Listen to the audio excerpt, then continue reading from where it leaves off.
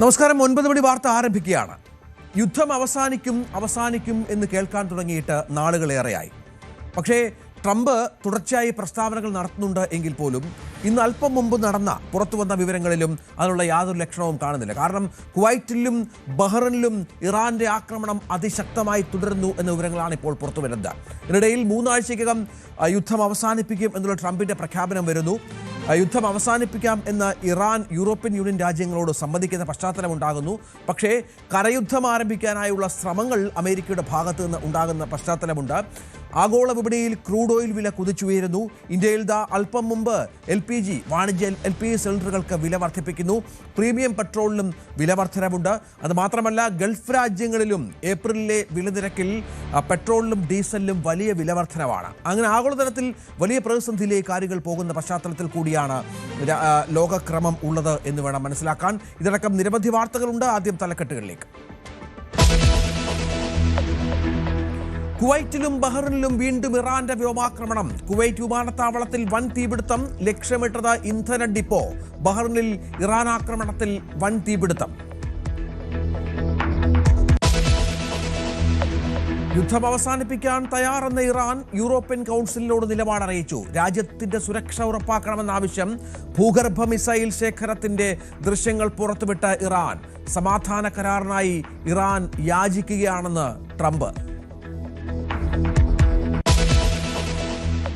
I would say that within 2 weeks, maybe 3, we're hitting them very hard. Last night we knocked out tremendous amounts of missile-making facilities, as you probably read.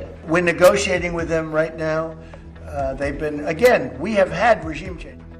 2-3 ആഴ്ച കൊണ്ട് യുദ്ധം അവസാനിപ്പിക്കാമെന്ന് Trump. America ലക്ഷ്യസാധ്യത്തിന് അരികെ എന്നു അവകാശവാദം. ഇറാന്റെ ഭരണകൂടത്തെ അട്ടിമറിക്കുക എന്നത് അമേരിക്കയുടെ ലക്ഷ്യമല്ലെന്ന് മലക്കം മറിച്ചിൽ.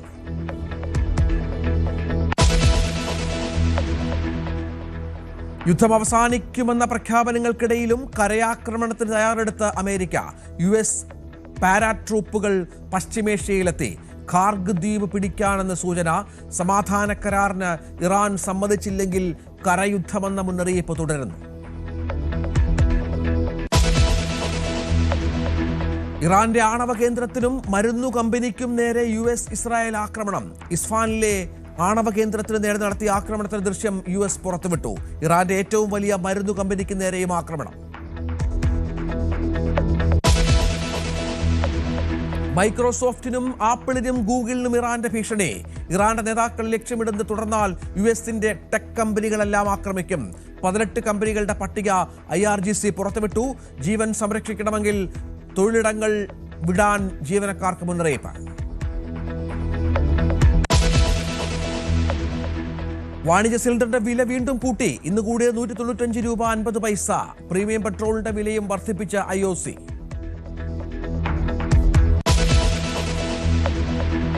വിമാന ടിക്കറ്റ് നിരക്കിലും വൻ വർധനവ് വന്നേക്കും. രാജ്യത്ത് വിമാന ഇന്ധനത്തിന്റെ കരുതൽ ശേഖരം 2 മാസത്തേക്ക് മാത്രം. ബദൽ മാർഗം തേടി വ്യോമയാന മന്ത്രാലയം. സംസ്ഥാനങ്ങൾ ഏർപ്പെടുത്തിയ വാറ്റ് കുറയ്ക്കാൻ നിർദ്ദേശം. സംവിധായകൻ രഞ്ജിത്ത് 14 ദിവസത്തേക്ക് റിമാൻഡിൽ. എറണാകുളം സബ് ജയിലിലേക്ക് മാറ്റി. അറസ്റ്റ്. ഷൂട്ടിംഗ് സെറ്റിൽ വെച്ച് ലൈംഗിക അതിക്രമം നടത്തിയെന്ന യുവനടിയുടെ പരാതിയിൽ ആരോപണങ്ങൾ നിഷേധിച്ച് രഞ്ജിത്ത്.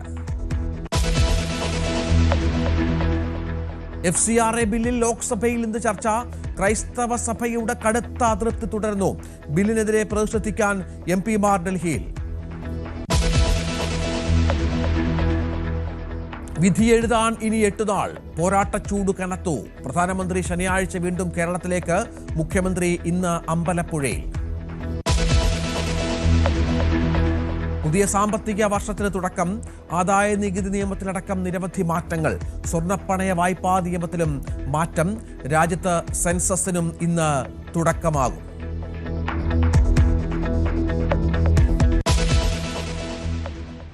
യുദ്ധം അവസാനിപ്പിക്കാൻ സന്നദ്ധമെന്ന് ഇറാൻ അറിയിച്ചു എന്നത് ഏറ്റവും പ്രധാനപ്പെട്ട വിവരമാണ്. പക്ഷേ അതിന് മുൻപ് ഇപ്പോൾ ലഭിക്കുന്ന ഏറ്റവും പ്രധാനപ്പെട്ട വിവരം അനുസരിച്ച് ബഹ്റൈനിലും കുവൈറ്റിലും ഇറാന്റെ വലിയ ആക്രമണം സംഭവിക്കുന്നു എന്നുള്ളതാണ്. യുദ്ധം അവസാനിപ്പിക്കാമെന്ന് യൂറോപ്യൻ യൂണിയനോട് ഇറാൻ സമ്മതിക്കുമ്പോഴും ഇറാന്റെ ആക്രമണം ഗൾഫ് രാജ്യങ്ങളിൽ വ്യാപകമാക്കുന്നു.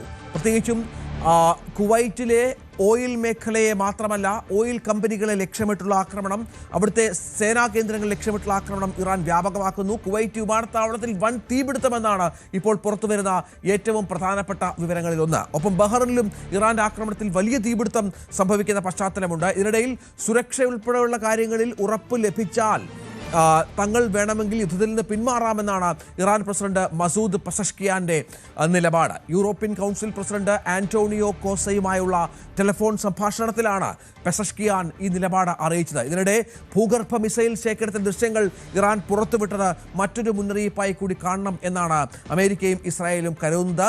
ഏതായാലും ഈ യുദ്ധം അവസാനിക്കുമെന്നുള്ള സൂചനകൾ മാത്രം ഇപ്പോൾ പുറത്തുവരുന്ന പശ്ചാത്തലം നിർണായകമാണ്. ഒരുപക്ഷെ ആദ്യമായിരിക്കാം ഒരു രാജ്യവുമായുള്ള അല്ലെങ്കിൽ ഒരു യൂണിയനുമായുള്ള ചർച്ചയിൽ ഇറാൻ ഇത്തരം നിലപാടുകൾ വ്യക്തമാക്കുന്നത്. വി ആർ കാർത്തിക് ഏറ്റവും പുതിയ വിവരങ്ങളുമായി ചേരുകയാണ്. കാർത്തിക്, ഇപ്പോൾ ഏറ്റവും ഒടുവിൽ ലഭിക്കുന്ന വിവരം കുവൈറ്റിലെയും ബഹ്റൈനിലെയും ആക്രമണമാണ്. കുവൈറ്റ് വിമാനത്താവളത്തിൽ വലിയ തീപിടുത്തം ഉണ്ടാകുന്നു എന്നുള്ളതാണ് ഏറ്റവും പുതിയ വിവരം. നാശനഷ്ടങ്ങൾ കാര്യമായി റിപ്പോർട്ട് ചെയ്യപ്പെട്ടിട്ടുണ്ടോ ഇതുവരെ? രഞ്ജിത്ത്, നയതന്ത്ര ചർച്ചകൾക്കുള്ള ശ്രമങ്ങൾ ഒരു വശത്ത് സജീവമായി തുടരുമ്പോഴും മറുവശത്ത് ശക്തമായ ആക്രമണം തന്നെയാണ് ഇറാനും അതോടൊപ്പം തന്നെ ഇസ്രയേലും നടത്തുന്നത്. ഏറ്റവും ഒടുവിൽ പുറത്തുവരുന്ന വിവരങ്ങൾ അനുസരിച്ച് കുവൈറ്റ് അന്താരാഷ്ട്ര വിമാനത്താവളത്തിലാണ് വലിയ തീപിടുത്തം ഉണ്ടായത്. കുവൈറ്റ് അന്താരാഷ്ട്ര വിമാനത്താവളത്തിലെ ഇന്ധന ടാങ്കുകളിൽ ഡ്രോൺ പതിച്ചാണ് ഇത്തരത്തിൽ വലിയ തീപിടുത്തം ഉണ്ടായത് എന്നാണ് പുറത്തുവരുന്ന റിപ്പോർട്ടുകൾ. ആർക്കും പരിക്കില്ല, പക്ഷേ അപ്പോഴും വലിയ തോതിലുള്ള മെറ്റീരിയൽ ഡാമേജ് അവിടെ സംഭവിച്ചിട്ടുണ്ട് എന്ന റിപ്പോർട്ടുകൾ പുറത്തുവരുന്നു. സുരക്ഷാ സേന അടക്കം അവിടെ എത്തിയിട്ടുണ്ട്. ഈ തീ അണയ്ക്കാനുള്ള ശ്രമങ്ങൾ സജീവമായി തുടരുകയുമാണ്. ബഹ്റിനിലും സമാനമായ തന്നെയാണ് റിപ്പോർട്ടുകൾ. ഇത്തരത്തിൽ മിസൈൽ അവശിഷ്ടങ്ങൾ പതിച്ച് തീപിടുത്തം ഉണ്ടായി എന്ന റിപ്പോർട്ടുകൾ പുറത്തുവരുന്നു. മറ്റൊന്ന്, സൗദി ലക്ഷ്യമാക്കി വന്ന ഡ്രോണുകൾ വ്യോമ പ്രതിരോധത്തിലൂടെ തടഞ്ഞു എന്ന് മന്ത്രാലയം അറിയിക്കുന്നു. ഇത്തരത്തിൽ ഒരു വശത്ത് നയതന്ത്ര ചർച്ചകൾ സജീവമായി തുടരുമ്പോഴും മറുവശത്ത് ആക്രമണവും പ്രത്യാക്രമണവും കൂടുതൽ രൂക്ഷമായി തന്നെ ഓരോ മണിക്കൂറിലും മുന്നോട്ട് പോവുകയാണ്. എന്തായാലും ഒരു മാസത്തോളം നീണ്ടുനിന്ന യുദ്ധം അത് ഒരു വഴിത്തിരിവിലേക്ക് വരുന്ന സാഹചര്യം ഒരുങ്ങും എന്ന പ്രതീക്ഷകളാണ് ഇപ്പോൾ ഉള്ളത്. അതാണ് കാർത്തിക്, ഇപ്പോൾ ഇറാൻ പറയുന്നു, യൂറോപ്യൻ യൂണിയനുമായുള്ള ചർച്ചയിൽ പറയുന്നു തങ്ങൾ വേണമെങ്കിൽ യുദ്ധം അവസാനിപ്പിക്കാം. ട്രംപ് പറയുന്നു ഇറാൻ തങ്ങളുടെ മുന്നിൽ കേഴുകയാണ് കരാറിനായി എന്ന് പറയുന്നു. ഇതൊക്കെ എത്രത്തോളം വിശ്വസിക്കാമെന്നുള്ളതാണ്. ഇതിനു മുൻപും സമാനമായ രീതിയിൽ പലതരത്തിലുള്ള പ്രഖ്യാപനങ്ങളും നടത്തിയിട്ടുള്ള രാജ്യങ്ങളാണ്. പക്ഷേ ഒരുപക്ഷെ ഇറാൻ സമാധാന പാതയിൽ വരുന്നത് അല്ലെങ്കിൽ യുദ്ധം അവസാനിപ്പിക്കാമെന്ന് പറയുന്നത് ആദ്യമായിട്ടായിരിക്കാം, അല്ലേ? ഇറാൻ പ്രസിഡന്റിന്റെ പ്രതികരണം തന്നെയാണ് ഇതിൽ നിർണായകം. ഇറാൻ പ്രസിഡന്റ് യൂറോപ്യൻ യൂണിയൻ പ്രസിഡന്റുമായി ഫോണിൽ സംസാരിക്കവെയാണ് ഇത്തരത്തിൽ സമാധാന ശ്രമങ്ങൾക്ക് ഒരു സന്നദ്ധത അറിയിച്ചിരിക്കുന്നത്. അതായത് അദ്ദേഹത്തിന്റെ വാക്കുകൾ ഇങ്ങനെയായിരുന്നു: യുദ്ധം അവസാനിപ്പിക്കാനുള്ള ഇച്ഛാശക്തി ഇറാനുണ്ട്, പക്ഷേ അപ്പോഴും ചില ഉറപ്പുകൾ, സുരക്ഷാ ഗ്യാരണ്ടികൾ ഇറാന് ആവശ്യമാണ്. മാത്രമല്ല, ഇത്തരത്തിൽ ഉള്ള യുദ്ധം, ഇറാനെ ലക്ഷ്യമാക്കിയുള്ള യുദ്ധം ഇനി ഉണ്ടാകില്ല എന്ന ശക്തമായ ഉറപ്പ് കൂടി വേണം എന്ന് അദ്ദേഹം പറഞ്ഞു വെക്കുന്നു. സ്വാഭാവികമായും ഇറാന്റെ ഭാഗത്ത് നിന്ന് ഇത്തരം പ്രതികരണം ഒരു ഇടവേളയ്ക്ക് ശേഷമാണ്. അത് പ്രതീക്ഷ നൽകുന്നതുമാണ്. ആദ്യഘട്ടത്തിൽ വലിയ തോതിലുള്ള നാശനഷ്ടങ്ങളാണ് ഇറാന് ഉണ്ടായത്. പ്രത്യേകിച്ച് അവരുടെ നേതൃനിലയിലെ ഭൂരിഭാഗം പ്രമുഖ നേതാക്കളും നഷ്ടപ്പെട്ടു. പരമോന്നത നേതാവ് ആയത്തുള്ള അലി ഖമനേയി കൊല്ലപ്പെട്ടു. അതിന് പിന്നാലെ അലി ലാരിജാനി അടക്കം ഇറാന്റെ നയതന്ത്രപരമായ കാര്യങ്ങളിൽ തീരുമാനമെടുക്കുന്ന സുപ്രധാന നേതാക്കളെയെല്ലാം തന്നെ ഇതിനോടകം വകവരുത്തി കഴിഞ്ഞു. സ്വാഭാവികമായും ആ ഘട്ടങ്ങളിലെല്ലാം ഇറാൻ പറഞ്ഞത് ഇനി ഒരു വിട്ടുവീഴ്ചയ്ക്കില്ല, ഈ യുദ്ധം അമേരിക്ക തുടങ്ങിവെച്ചതാണ്, അത് എങ്ങനെ തീർക്കണം എന്ന് ഞങ്ങൾക്കറിയാം. അത്തരത്തിൽ വളരെ പ്രകോപനപരമായ നിലപാടായിരുന്നു ഇറാൻ സ്വാഭാവികമായും സ്വീകരിച്ചത്. എന്നാൽ ഇപ്പോൾ ട്രംപിന്റെ പ്രതികരണത്തിന് പിന്നാലെ ഇപ്പോൾ യൂറോപ്യൻ യൂണിയൻ പ്രസിഡന്റുമായി ഇറാൻ പ്രസിഡന്റ് മസൂദ് പെസഷ്കിയാൻ നടത്തിയ ഫോൺ സംഭാഷണത്തിലെ വിവരങ്ങൾ പുറത്തു വരുമ്പോൾ ഇറാനും ചില വിട്ടുവീഴ്ചകൾക്ക് തയ്യാറാകും എന്ന സൂചനകൾ കൂടി അതിൽ നിന്ന് വായിച്ചെടുക്കണം. മറ്റൊന്ന്, കഴിഞ്ഞ ദിവസം ട്രംപിന്റെ പ്രതികരണം അത് ഏറെ നിർണായകമാണ്. 2 ആഴ്ചയ്ക്കുള്ളിൽ അല്ലെങ്കിൽ 3 ആഴ്ചയ്ക്കുള്ളിൽ, ഏറിയാൽ 3 ആഴ്ചയ്ക്കുള്ളിൽ ഈ യുദ്ധം അവസാനിപ്പിക്കും, ഇറാനിൽ നിന്ന് US സൈന്യം പിൻവാങ്ങും എന്ന പ്രതികരണമാണ് ഡൊണാൾഡ് ട്രംപ് നടത്തിയിരിക്കുന്നത്. ഓരോ ഘട്ടത്തിലും മാറി മറിയുന്ന പ്രതികരണങ്ങളാണ് ഡൊണാൾഡ് ട്രംപിന്റെ ഭാഗത്തു നിന്നുണ്ടാകുന്നത്. സ്വാഭാവികമായും അത് സംഭവിക്കുമോ എന്ന് കാത്തിരുന്ന് തന്നെ കാണേണ്ടതുണ്ട്. സാഹചര്യം, അതായത് 2-3 ആഴ്ചയ്ക്കുള്ളിൽ അവസാനിക്കുമെന്ന പ്രതികരണം ട്രംപിന്റെ ഭാഗത്തുനിന്നുണ്ടാകുന്നു. ട്രംപിന്റെ വാക്കുകളിലേക്ക് നമുക്കൊന്ന് പോകണം. അമേരിക്ക ലക്ഷ്യസാധ്യത്തിനരികെ ആണെന്നും സമാധാന കരാറിനായി ഇറാൻ യാചിക്കുകയാണെന്നുമാണ് ട്രംപ് പറയുന്നത്. ഇറാന്റെ ഭരണകൂടത്തെ നമുക്കറിയാം, നേരത്തെ ട്രംപും ഇസ്രായേലും ഒക്കെ തുടർച്ചയായി പറഞ്ഞുകൊണ്ടിരുന്നത് ഇറാൻ ഭരണകൂടത്തെ അട്ടിമറിക്കുകയാണ് തങ്ങൾ തങ്ങളുടെ ഏറ്റവും പ്രധാനപ്പെട്ട ലക്ഷ്യം എന്നുള്ളതാണ്. പക്ഷേ അത് ഇപ്പോൾ ആ ലക്ഷ്യം അതല്ലെന്നും ട്രംപ് പറയുന്ന പശ്ചാത്തലം ഉണ്ട്. ഇറാനുമായി ഒരു ഔദ്യോഗിക കരാറോ ഉടമ്പടിയോ ഇല്ലാതെ തന്നെ യുദ്ധം അവസാനിപ്പിക്കാൻ US കഴിയുമെന്നും മറ്റും കൂട്ടിച്ചേർക്കുന്ന പശ്ചാത്തലം വളരെ പ്രധാനപ്പെട്ട ഒന്നാണ്. ഇറാന്റെ പക്കൽ ആണവായുധങ്ങൾ ഇല്ലെന്ന് ഉറപ്പുവരുത്തുക എന്നതായിരുന്നു സൈനിക നടപടിയുടെ ലക്ഷ്യം. ആ ലക്ഷ്യം കൈവരിക്കപ്പെട്ടതുകൊണ്ടാണ് ഇത്തരത്തിൽ ഒരു നിലപാടിലേക്ക് പോകുന്നത് എന്നാണ് ഇപ്പോൾ ട്രംപ് പറയുന്നത്. ട്രംപിന്റെ വാക്കുകളിലേക്ക് വളരെ പെട്ടെന്ന്. What is the plan to bring them back down? All I have to do is leave Iran, and we'll be doing that very soon. And they'll become tumbling down. And stock prices were up today almost to a record because they know two things. Number one, we have a safe country. We had to take a little detour because we had a madman named Khomeini who sadly is no longer with us. And we had regime change already. We've knocked out one regime, then we knocked out the second regime. Now we have a group of people that are very different. They're much more reasonable. I think much less radicalized. We've had regime change. We're dealing with people that are much more rational, that people pour in and destroy our country. So I have many powers, but I would say that within Karthik, ഈ ട്രംപിന്റെ പ്രഖ്യാപിത ലക്ഷ്യങ്ങളിൽ വളരെ പ്രധാനപ്പെട്ട ഒന്ന്, ഈ ആക്രമണം ആരംഭിച്ചപ്പോൾ മുതൽ തന്നെ വെനസ്വേലയിൽ എന്ത് നടപ്പിലാക്കിയോ അതുപോലെ തന്നെ ഇറാനിലും തങ്ങൾ ലക്ഷ്യം വെക്കുന്നു എന്നാണ് ട്രംപ് പറഞ്ഞു വെച്ചിരുന്നത്. കാരണം അവിടുത്തെ ഭരണകൂടത്തെ മാറ്റുക. ഇപ്പോൾ ട്രംപ് പറയുന്നു ആണവായുധങ്ങൾ ഏതാണ്ട് പൂർണ്ണമായും ഇറാന്റെ ഇല്ലാതാക്കി കഴിഞ്ഞു, ആണവായുധങ്ങളുടെ കാര്യത്തിൽ ഒരു തീരുമാനമായി കഴിഞ്ഞു, ഭരണകൂടത്തെ തൊടുക എന്നത് ഞങ്ങളുടെ ലക്ഷ്യമല്ല എന്ന് പറയുമ്പോൾ നേരത്തെ പറഞ്ഞ കാര്യങ്ങളിൽ നിന്ന് ട്രംപ് വീണ്ടും പിന്മാറുന്ന സൂചനകൾ കൂടിയല്ലേ ഇപ്പോൾ പുറത്തു വരുന്നത്? തീർച്ചയായിട്ടും അമേരിക്ക എന്തൊക്കെ ലക്ഷ്യമിട്ടുവോ ആ ലക്ഷ്യങ്ങളിൽ ഭൂരിഭാഗവും നേടാതെയാണ് ഈ പിന്മാറ്റം എന്നതാണ് ഏറ്റവും ശ്രദ്ധേയം. എന്തു പറഞ്ഞാണ് പിന്മാറ്റം എന്ന് ഔദ്യോഗികമായി നമുക്ക് കാത്തിരിക്കണം. കാരണം അത് ട്രംപ് രാജ്യത്തെ അഭിസംബോധന ചെയ്യും എന്ന് വൈറ്റ് ഹൗസ് അറിയിച്ചിട്ടുണ്ട്. ഇന്ത്യൻ സമയം നാളെ രാവിലെയാണ് ട്രംപ് രാജ്യത്തെ അഭിസംബോധന ചെയ്യുക. സ്വാഭാവികമായും ഇറാനുമായി ബന്ധപ്പെട്ട പശ്ചിമേഷ്യൻ യുദ്ധവുമായി ബന്ധപ്പെട്ട കാര്യങ്ങൾ വിശദീകരിക്കാൻ തന്നെയാണ് അദ്ദേഹം രാജ്യത്തെ അഭിസംബോധന ചെയ്യുന്നത് എന്ന റിപ്പോർട്ടുകളാണ് പുറത്തു വരുന്നത്. അങ്ങനെയെങ്കിൽ എന്തൊക്കെ കാര്യങ്ങളാണ് ചൂണ്ടിക്കാട്ടുക? സ്വാഭാവികമായും ആദ്യഘട്ടം മുതൽ തന്നെ ഈ യുദ്ധം ആരംഭിക്കുന്ന ഘട്ടത്തിൽ തന്നെ പല ലക്ഷ്യങ്ങളും അമേരിക്ക മുന്നോട്ട് വച്ചിരുന്നു. ഒന്ന് റിജൈം ചേഞ്ചാണ്. മാത്രമല്ല പുതിയ ഭരണാധികാരി അധികാരത്തിലെത്തുമ്പോൾ ആ ഭരണത്തലവൻ ആരായിരിക്കണം എന്നതിൽ തൻ്റെ നിർദ്ദേശം കൂടി പരിഗണിക്കണം എന്നുവരെ ഒരു ഘട്ടത്തിൽ ട്രംപ് പറഞ്ഞിരുന്നു. പക്ഷേ അതൊന്നും സാധ്യമായില്ല. എന്നാൽ ഇപ്പോൾ ഇങ്ങനെ ഒരു സാഹചര്യം ഒരുങ്ങിയത് പലതരത്തിലുള്ള പ്രതിസന്ധികൾ അമേരിക്കയ്ക്ക് മുന്നിൽ ഉള്ളതുകൊണ്ട് കൂടിയാണ്. അതിൽ ഏറ്റവും പ്രധാനം ഇപ്പോൾ ആഗോളതലത്തിൽ ഉണ്ടായിരിക്കുന്ന ഊർജ്ജ പ്രതിസന്ധി. മറ്റൊന്ന്, പല ഘട്ടങ്ങളിലും ഈ യുദ്ധത്തിൽ നാറ്റോ രാജ്യങ്ങളുടെ പിന്തുണ US അഭ്യർത്ഥിച്ചിരുന്നു. പക്ഷേ ബ്രിട്ടൻ അടക്കമുള്ള രാജ്യങ്ങൾ കാര്യമായ പിന്തുണ അമേരിക്കയ്ക്ക് നൽകിയില്ല.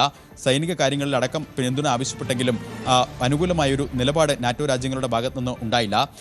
ഫോക്സ് ന്യൂസിന് അല്പം മുമ്പ് മാർക്കോ റൂബിയോ ഒരു അഭിമുഖം നൽകിയിരുന്നു. ഈ അഭിമുഖത്തിൽ മാർക്കോ റൂബിയോയുടെ ഒരു പ്രതികരണം നാറ്റോ രാജ്യങ്ങളുമായുള്ള സഖ്യം അക്കാര്യത്തിൽ ഒരു പുനർവിചിന്തനം ആവശ്യമാണ് എന്നൊരു പ്രതികരണം വന്നിരിക്കുന്നു. അതായത് നാറ്റോ രാജ്യങ്ങൾ അമേരിക്കയുടെ ഇച്ഛാനുസരണം അമേരിക്ക ഒരു ഘട്ടത്തിൽ ആവശ്യപ്പെട്ടതുപോലെ സൈനിക ശേഷി കൊണ്ടും അതോടൊപ്പം തന്നെ ഈ യുദ്ധത്തിൽ അമേരിക്കയുടെ ഭാഗത്ത് നിന്നുകൊണ്ടുള്ള ആക്രമണങ്ങൾക്കും അവർ തയ്യാറായില്ല. അങ്ങനെ ഒന്ന്, ആഗോളതലത്തിലെ ഊർജ്ജ പ്രതിസന്ധി. രണ്ട്, നാറ്റോ രാജ്യങ്ങളിൽ നിന്ന് പ്രതീക്ഷിച്ച പോലെ പിന്തുണ ലഭിച്ചില്ല. മറ്റൊന്ന്, കഴിഞ്ഞ ശനിയാഴ്ച US-ൽ 50 സംസ്ഥാനങ്ങളിലും വലിയ തോതിലുള്ള പ്രതിഷേധങ്ങൾ ഉണ്ടായിരുന്നു. ആ പ്രതിഷേധങ്ങളുടെ മുദ്രാവാക്യം in America we don't need Kings എന്നായിരുന്നു. അത്തരത്തിൽ ഒരു മുദ്രാവാക്യം ഉയർത്തിയായിരുന്നു അവരുടെ പ്രതിഷേധം. അതായത് ഇത് അമേരിക്കയാണ്, ഈ രാജ്യത്ത് രാജാക്കന്മാരുടെ ആവശ്യം ഇല്ല എന്ന രീതിയിൽ ഒരു മുദ്രാവാക്യം വിളിച്ചുകൊണ്ടുള്ള പ്രതിഷേധത്തിന് വലിയ തോതിലുള്ള ജനപിന്തുണ അവിടെ ലഭിച്ചു. 50 സ്റ്റേറ്റുകളിലും വലിയ തോതിലുള്ള പങ്കാളിത്തമാണ് ഈ പ്രതിഷേധ കൂട്ടായ്മകളിൽ ഉണ്ടായത്. കുടിയേറ്റം അടക്കമുള്ള വിഷയങ്ങളാണ് ചൂണ്ടിക്കാട്ടിയതെങ്കിൽ കാർത്തിക്, ശ്രീ സജിമോൻ ആന്റണി US-ൽ നിന്ന് തത്സമയം ചേരുന്നുണ്ട്. സജിമോൻ ആന്റണി, ഈ സമാനതയില്ലാത്ത ഒരു പ്രതിസന്ധി US പ്രത്യേകിച്ച് ട്രംപ് നേരിടുന്നുണ്ടോ? പ്രത്യേകിച്ചും പ്രഖ്യാപിത ലക്ഷ്യങ്ങൾ പലതായിരുന്നു. ഇറാൻ യുദ്ധം ആരംഭിച്ചപ്പോൾ അവിടുത്തെ ഭരണകൂടത്തെ പൂർണ്ണമായും ഇല്ലാതാക്കുക, ആണവ നിരായുധീകരണം നടത്തുക, ഹോർമുസ് കടലിടുക്ക് പിടിച്ചെടുക്കുക, അങ്ങനെ പല ലക്ഷ്യങ്ങളും മുന്നിൽ വെച്ച ട്രംപ് ഇപ്പോൾ പറയുന്നു എനിക്ക് ഞങ്ങളുടെ ലക്ഷ്യം സാധിച്ചു കഴിഞ്ഞു. പക്ഷേ ഹോർമുസ് നിയന്ത്രണം ഇപ്പോൾ പൂർണ്ണമായും ഇറാൻ്റെ കയ്യിൽ തന്നെയാണ്, സംശയമില്ല. അവിടുത്തെ ഭരണകൂടത്തെ പൂർണ്ണമായും മാറ്റാൻ സാധിച്ചിട്ടില്ല. ചില നേതാക്കളെ വധിക്കാൻ സാധിച്ചു എന്ന് ഒഴിച്ചാൽ വെനസ്വേലയിലൊക്കെ നടത്തിയതുപോലുള്ള ലക്ഷ്യങ്ങളിലേക്ക് US എത്താൻ പറ്റാത്ത പശ്ചാത്തലമുണ്ട്. അപ്പോൾ ഈ ആണവ നിരായുധീകരണം നടത്തി എന്നുള്ള അവകാശവാദത്തോടു കൂടി പിന്മാറുക എന്ന് പറയുമ്പോൾ ട്രംപിന് എവിടെയൊക്കെയോ പിഴച്ചു എന്നുള്ളതല്ലേ? രഞ്ജിത്തെ, അമേരിക്ക പ്രതിസന്ധിയിലാണ്, അതുകൊണ്ട് ട്രംപ് അഡ്മിനിസ്ട്രേഷൻ പിന്മാറുന്നു എന്നുള്ളൊരു നരേറ്റീവിനോട് എനിക്ക് ഇവിടുന്ന് യോജിക്കാൻ പറ്റത്തില്ല. കാരണം അത് കറക്റ്റ് അല്ല. അത് ഒന്ന്, എന്തുകൊണ്ടാണ് ട്രംപ് അഡ്മിനിസ്ട്രേഷൻ അവിടെ പോയത് എന്ന് ചോദിച്ചു കഴിഞ്ഞാൽ, ആദ്യം തന്നെ എങ്ങനെ പോയി എന്ന് ചോദിച്ചു കഴിഞ്ഞാൽ ഒരു എക്സിക്യൂട്ടീവ് ഓർഡറിലാണ് പോയത്. അതൊരു പോയിന്റാണ്. എന്തുകൊണ്ടാണ് പോയതെന്ന് ചോദിച്ചു കഴിഞ്ഞാൽ, അവിടുത്തെ ബാലിസ്റ്റിക് മിസൈൽ ഇറാന്റെ ന്യൂക്ലിയർ കേപ്പബിലിറ്റി അടിച്ചമർത്തുക, നാവികസേനയെ അല്ലെങ്കിൽ വ്യോമസേനയെ ഒക്കെ ഇല്ലാതാക്കുക എന്നുള്ള ഒബ്ജക്റ്റീവും അതോടൊപ്പം റെജീം ചേഞ്ചും അദ്ദേഹം പറഞ്ഞിരുന്നു എന്നുള്ളത് വാസ്തവമാണ്. എന്നാൽ റെജീം ചേഞ്ച് വന്നോ എന്ന് ചോദിച്ചു കഴിഞ്ഞാൽ വന്നു. എന്നാൽ ട്രംപ് പറഞ്ഞ ആളാണ് അവിടെ വന്നത് എന്ന് ചോദിച്ചു കഴിഞ്ഞാൽ അതിന് ക്ലാരിറ്റി ഇനിയും വരേണ്ടിയിരിക്കുന്നു. ഏതായാലും പ്രതിസന്ധി എന്താണ് എന്ന് ചോദിച്ചു കഴിഞ്ഞാൽ, അമേരിക്കയ്ക്ക് ഉണ്ടായ പ്രതിസന്ധിയെക്കാളും കൂടുതലും അത് യൂറോപ്യൻ രാജ്യങ്ങൾക്കും ഇന്ത്യ പോലുള്ള രാജ്യങ്ങൾക്കും ഗൾഫ് മേഖലയുടെ രാജ്യങ്ങൾക്കുമായിരുന്നു ഏറ്റവും വലിയ പ്രതിസന്ധി എന്ന് പറയുന്നത്. കാരണം ഇപ്പം പറയുന്നത്, അല്ലെങ്കിൽ ഇപ്പോഴത്തെ ഒരു നരേറ്റീവ് എന്ന് പറഞ്ഞാൽ, ഈ യുദ്ധം നമ്മൾ കഴിഞ്ഞ തവണ ചർച്ച ചെയ്തപ്പോൾ നമ്മൾ പറഞ്ഞിരുന്നു, ഇസ്രായേലിന്റെ യുദ്ധം അമേരിക്ക കടമെടുത്തതാണ്, അല്ലെങ്കിൽ അമേരിക്ക ജോയിൻ ചെയ്തതാണ് എന്നുള്ള രീതിയിലായിരുന്നു പറഞ്ഞു വെച്ചിരുന്നത്.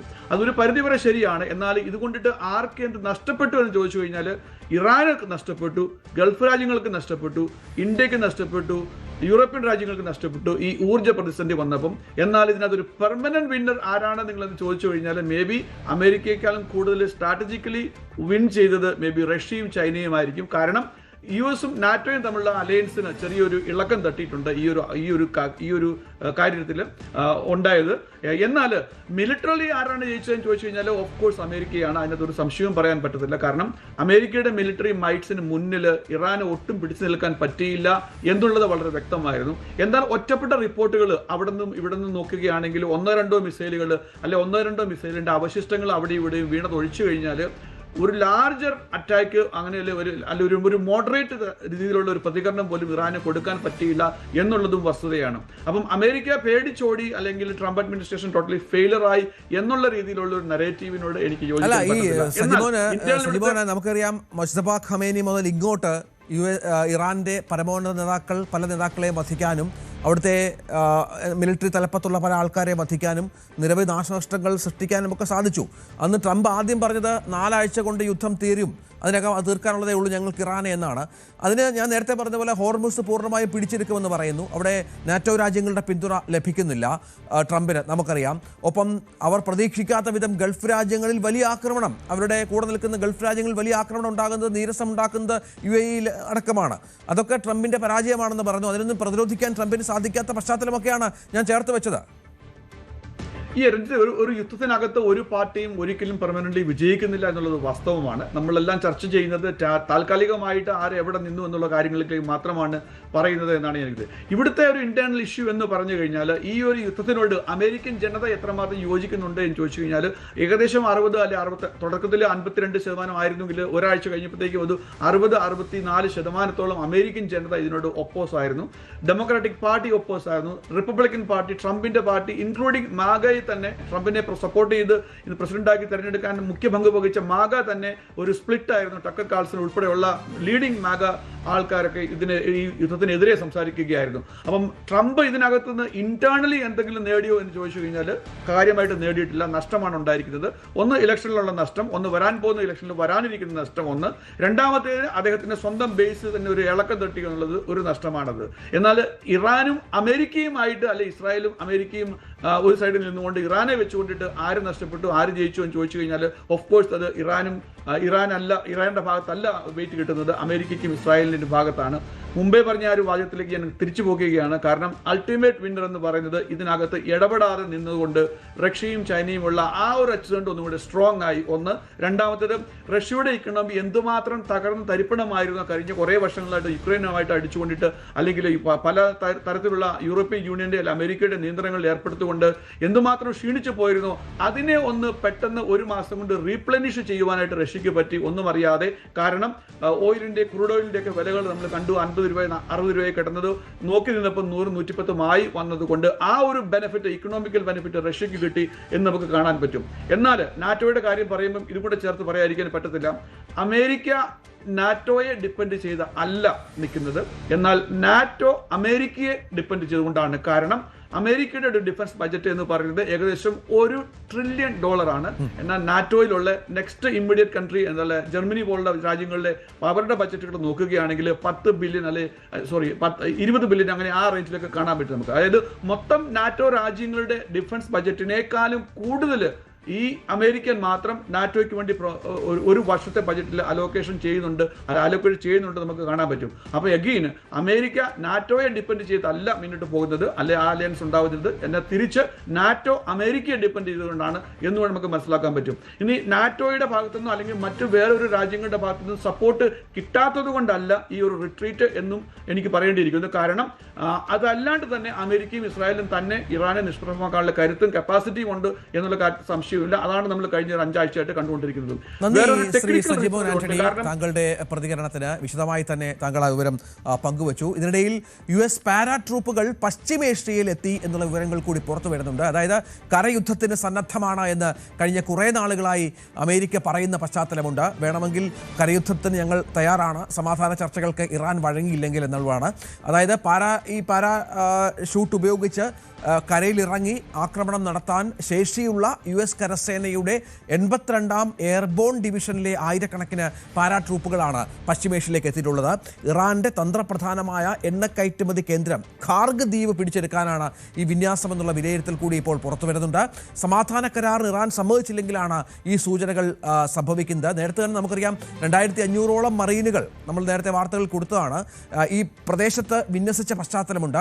ഇതുമായി ബന്ധപ്പെട്ട നീക്കം നടത്തുന്നുണ്ട്. നമുക്കറിയാം ഖാർഗ് ദ്വീപ്, ഇറാന്റെ കിരീടമെന്നറിയപ്പെടുന്ന ഖാർഗ് ദ്വീപിൽ കണ്ണുണ്ട് അമേരിക്കയ്ക്ക്. ഖാർഗ് പിടിച്ചാൽ ഇറാനെ പൂർണ്ണമായും ഇല്ലാതാക്കാം എന്ന് അമേരിക്ക കരുതുന്നുമുണ്ട്. അത് സത്യമാണ് താനും. ഖാർഗിന്റെ നിയന്ത്രണം പൂർണ്ണമായി ഏറ്റെടുത്താൽ ഇറാന് പിന്നെ നിൽക്കക്കളി ഉണ്ടാവില്ല. ഇറാന്റെയൊക്കെ എണ്ണ കയറ്റുമതിയുടെ 90% നടക്കുന്ന ഒരു പ്രദേശം കൂടിയാണ് ഖാർഗ്. അവിടെ പിടിക്കുക എന്നുള്ളത് എളുപ്പമല്ല. പക്ഷേ ട്രംപ് അതും ലക്ഷ്യം വെക്കുന്നുണ്ട്. സാധ്യമാകുമോ എന്നുള്ളത് കാത്തിരുന്ന് കാണണം. കാർത്തിക്, ഈ ഖാർഗിലേക്ക് മറീനുകളെ അയക്കുക, കരയുദ്ധം നടത്തുക എന്നൊക്കെ കഴിഞ്ഞ കുറേ ദിവസങ്ങളായി നമ്മൾ അന്തരീക്ഷത്തിൽ കേൾക്കുന്നൊരു കാര്യമാണ്. അതിന് കൂടുതൽ സജ്ജീകരണങ്ങളും അമേരിക്ക നടത്തുന്നുണ്ട് എന്നാണ് മനസ്സിലാക്കേണ്ടത്, അല്ലേ? തീർച്ചയായിട്ടും 2500ഓളം മറൈനുകൾ ഇതിനോടകം തന്നെ മിഡിൽ ഈസ്റ്റിൽ എത്തിക്കഴിഞ്ഞതായി റിപ്പോർട്ടുകൾ പുറത്തു വരുന്നു. ഒപ്പം കൂടുതൽ പാരാമിലിറ്ററി ഫോഴ്സിനെ അവിടേക്ക് അയക്കുന്നു. സ്വാഭാവികമായും ഒരു കരയുദ്ധം എന്നുള്ള പ്രതീതി അമേരിക്ക നിലനിർത്തുകയാണ്. അത് ഖാർഗ് ഐലൻഡ് പിടിച്ചെടുക്കാനാണ് എന്ന തരത്തിലുള്ള റിപ്പോർട്ടുകളും ഉണ്ട്. ഖാർഗ് ഐലൻഡ് ഇറാന്റെ സാമ്പത്തിക നട്ടെല്ലാണ്. അവിടെ നിന്നാണ് 90%ഓളം എണ്ണയുടെ കയറ്റുമതിയും നടക്കുന്നത്.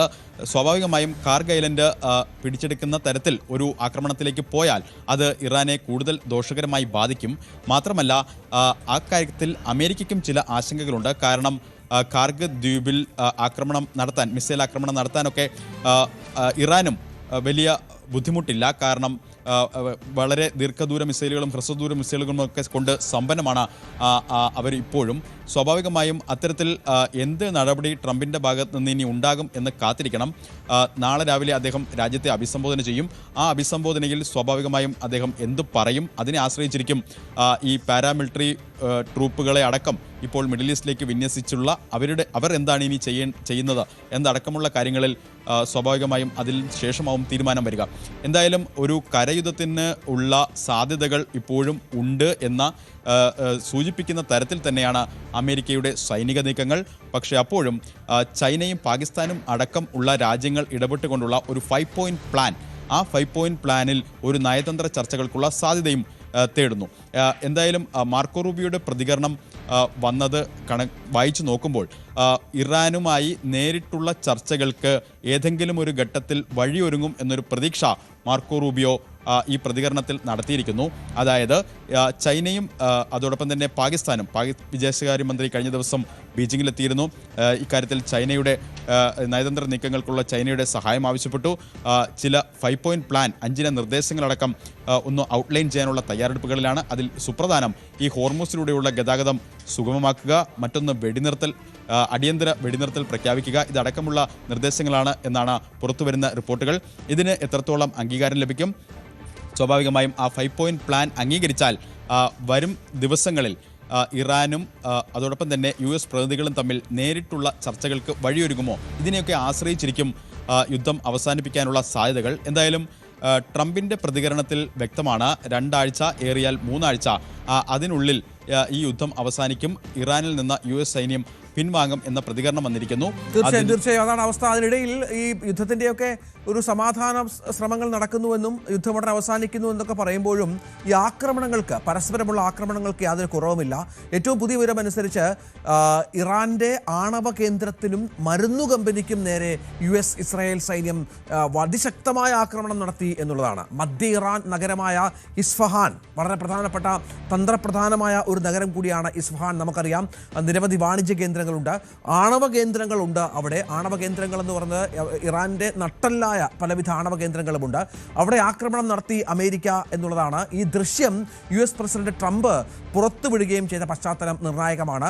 2025 ജൂണിൽ US ബങ്കർ ബസ്റ്റർ ബോംബിട്ട ഇറാന്റെ 3 ആണവ കേന്ദ്രങ്ങളിൽ ഒന്നാണ് ഇത്. അന്ന് ചില നാശനഷ്ടമൊക്കെ ആ ആണവ കേന്ദ്രത്തിന് സംഭവിപ്പിക്കാൻ അമേരിക്കയ്ക്ക് സാധിച്ചിരുന്നു. അന്നത്തെ യുദ്ധത്തിന് 2 ആഴ്ച മുൻപ് ഇസ്ഫാനിലെ തുരങ്കത്തിലേക്ക് 18 നില കണ്ടെയ്നർ നിറച്ച ട്രക്ക് പോകുന്ന ഉപഗ്രഹ ചിത്രം പുറത്തു വന്നിരുന്നു. 60% പരിശുദ്ധിയിൽ ഇറാൻ സമ്പുഷ്ടീകരിച്ച 400 കിലോഗ്രാം വരുന്ന യുറേനിയമാണെന്നാണ് US-ന്റെ നിഗമനം. ഒപ്പം ഈ അനസ്തറ്റിക് അർബുദ മരുന്നുകൾ നിർമ്മിക്കുന്ന ഇറാന്റെ ഏറ്റവും വലിയ മരുന്ന് കമ്പനിയുടെ നേരെയും, അതിൻ്റെ പേര് ടോഫിക് ദാരു റിസർച്ച് ആൻഡ് എഞ്ചിനീയറിംഗ് എന്നാണ്, അവിടേക്കും വ്യോമാക്രമണം ഉണ്ടായി എന്നുള്ളത് ഏറ്റവും ഗൗരവതരമായ ഒരു കാര്യമാണ്. അതായത് ഇവരുടെ നട്ടല് തകർക്കുക, മരുന്ന് ഉൽപ്പാദന കേന്ദ്രങ്ങൾ ആക്രമിക്കുക, ആണവ കേന്ദ്രങ്ങൾ ആക്രമിക്കുക എന്നടക്കം മുന്നോട്ട് വെച്ചുകൊണ്ട് നട്ടല് തകർക്കുക എന്നുള്ള നിലയിൽ തന്നെയാണ് ഇപ്പോൾ കാര്യങ്ങൾ മുന്നോട്ട് പോകുന്നത്. നമുക്ക് ഇതിൻ്റെ വിശദാംശങ്ങൾ കാർത്തിക് നൽകും. കാർത്തിക്, ഫാർമ മേഖലകളിലേക്ക് ആക്രമണം നടത്തുന്നു, ഈ പറഞ്ഞതുപോലെ ആണവ കേന്ദ്രങ്ങളിലേക്ക് ആക്രമണം നടത്തുന്നു. സമാധാനം എന്ന് പറയുമ്പോഴും ഇത്തരം ആക്രമണങ്ങൾക്ക്, പരസ്പരമുള്ള ആക്രമണങ്ങൾക്ക് യാതൊരു കുറവുമില്ല. തീർച്ചയായിട്ടും ഇറാനിൽ രഞ്ജിത്ത് പറഞ്ഞതുപോലെ ടോഫിക് ദാരു ഫാക്ടറിയിലാണ് ആക്രമണം നടത്തിയത്. ഇതൊരു മരുന്ന് നിർമ്മാണ ഫാക്ടറിയാണ് എന്നാണ് ഇറാൻ അവകാശപ്പെടുന്നത്. പക്ഷേ ആക്രമണത്തിന് ശേഷം ഇസ്രായേലിൻ്റെ ഭാഗത്ത് നിന്ന് വന്നിരിക്കുന്ന പ്രതികരണം ഇത് ഫെനറ്റൈൽ നിർമ്മാണ കേന്ദ്രമാണ് എന്നാണ്. അതായത് കെമിക്കൽ വെപ്പണുകൾ നിർമ്മിക്കുന്ന കേന്ദ്രമാണ് ആക്രമിച്ചത് എന്ന തരത്തിലുള്ള പ്രതികരണങ്ങളാണ് വന്നിരുന്നത്.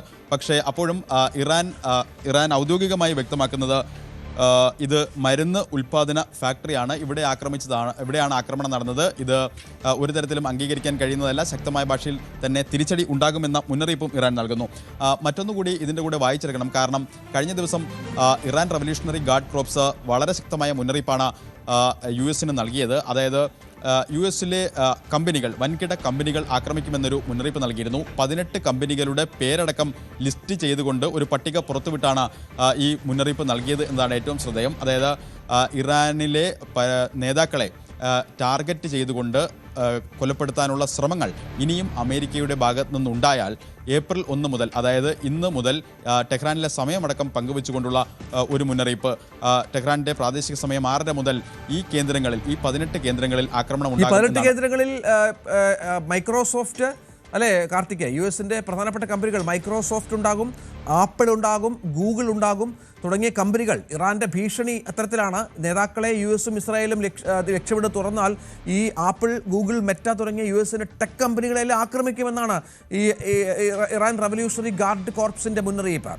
ഇത് ഇറാനിലെ ഓരോ വധത്തിനും പകരമായാണ് ഈ കമ്പനികൾ അവരുടെ ഓരോ യൂണിറ്റുകളുടെയും നാശം പ്രതീക്ഷിക്കണമെന്ന് പറയുന്നത്. ഈ ഉദ്യോഗസ്ഥരോടും ഇപ്പോൾ രാജ്യം ഈ സ്ഥലങ്ങൾ വിടണമെന്നാണ് ഈ 18 കമ്പനികളുടെ ഉദ്യോഗസ്ഥരോട് പറഞ്ഞിരിക്കുന്നത്. നിങ്ങൾക്ക് ജീവൻ വേണമെങ്കിൽ, ജീവൻ സംരക്ഷിക്കണമെങ്കിൽ തൊഴിലിടങ്ങൾ വിടണം എന്നൊക്കെയാണ് പറയുന്നത്. അത് വളരെ ഗൗരവതരമാണ്. കാരണം ഈ ആക്രമണത്തിലെ തലങ്ങൾ ഇറാൻ മറ്റു മേഖലകളിലേക്കും വ്യാപിപ്പിക്കുകയാണ്. ഇറാൻ്റെ സംശയം, അല്ലെങ്കിൽ ഇറാൻ മനസ്സിലാക്കിയിരിക്കുന്നത്, ഈ നിർമ്മിത ബുദ്ധി ഉപയോഗിച്ചാണ് അമേരിക്ക തങ്ങളുടെ പല ടാർഗറ്റുകളും കണ്ടെത്തുന്നത്. അതിന് ഈ കമ്പനികൾ വലിയ പങ്ക് വഹിക്കുന്നു എന്നുള്ളതാണ്. കാർത്തിക്, തീർച്ചയായിട്ടും ആയത്തുള്ള അലി ഖമനയെ കൊലപ്പെടുത്തുന്നതിലടക്കം നിർണായകമായത് അവിടുത്തെ ട്രാഫിക് ക്യാമറകൾ ഹാക്ക് ചെയ്തുകൊണ്ടുള്ള AI സാങ്കേതിക വിദ്യ ഉപയോഗിച്ചുകൊണ്ടുള്ള സൈനിക നീക്കങ്ങളായിരുന്നു എന്ന റിപ്പോർട്ടുകൾ പുറത്തു വന്നിരുന്നു. സ്വാഭാവികമായും ആ ഘട്ടം മുതൽ തന്നെ വലിയ തോതിൽ ഉള്ള പ്രതിഷേധങ്ങൾ ഇത്തരത്തിൽ വൻകിട കമ്പനികൾക്കെതിരെ ഇറാന്റെ ഭാഗത്തു നിന്നുള്ള പ്രതികരണങ്ങളിൽ വ്യക്തമായിരുന്നു. ഏറ്റവും ഒടുവിൽ പുറത്തു വന്ന പ്രതികരണങ്ങൾ അനുസരിച്ച് ഗൂഗിൾ, മെറ്റ, അതോടൊപ്പം തന്നെ ആപ്പിൾ അടക്കമുള്ള വൻകിട കമ്പനികൾ ലക്ഷ്യമാക്കിയുള്ള ആക്രമണങ്ങൾ ഉണ്ടാകും എന്ന മുന്നറിയിപ്പാണ് നൽകുന്നത്.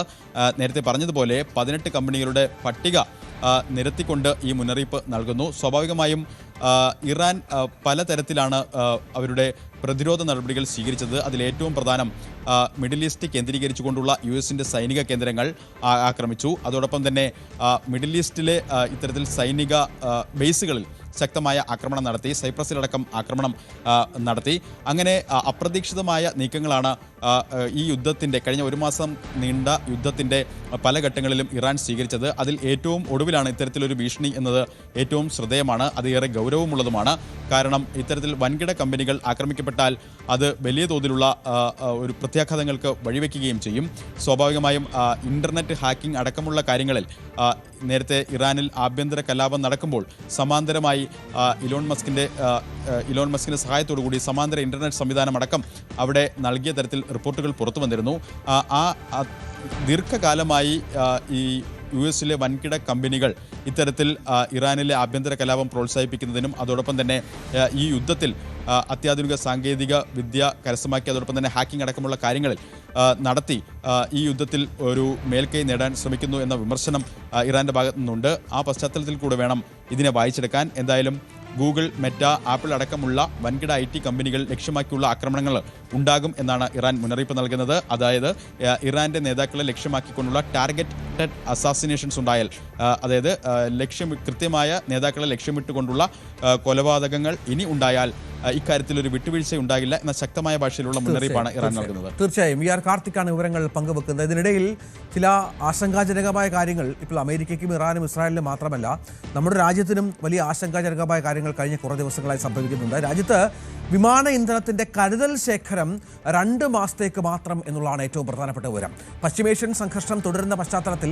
ഇന്ധനം ലഭിക്കുന്നത് കുറഞ്ഞതിനാൽ വില വല്ലാതെ കൂടുന്ന സാഹചര്യമുണ്ട്. ഇക്കാരണത്താൽ വരും ദിവസങ്ങളിൽ വിമാന ടിക്കറ്റ് നിരക്ക് വൻതോതിൽ കൂടിയേക്കും എന്നാണ് ഇപ്പോൾ വ്യോമയാന മന്ത്രാലയം മുന്നോട്ട് വെക്കുന്ന ഒരു ആശങ്ക.